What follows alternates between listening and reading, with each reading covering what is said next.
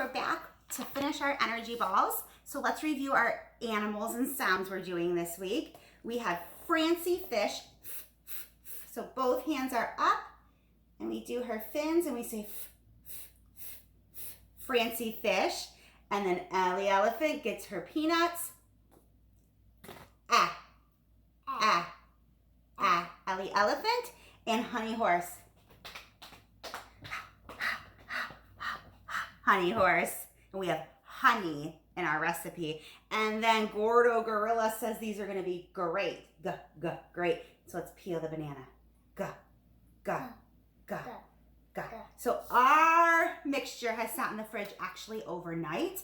And we're going to roll them out. And you want to make sure your hands are clean. I just washed my hands.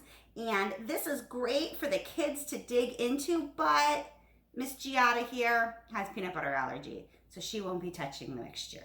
But they're so easy to roll now. They're just little energy bites. I'm just going to stick mine in a little container that we can put a lid on. And you're just going to roll them up. What's great is these are going to be yummy with these mini M&Ms. But they also have some protein in them.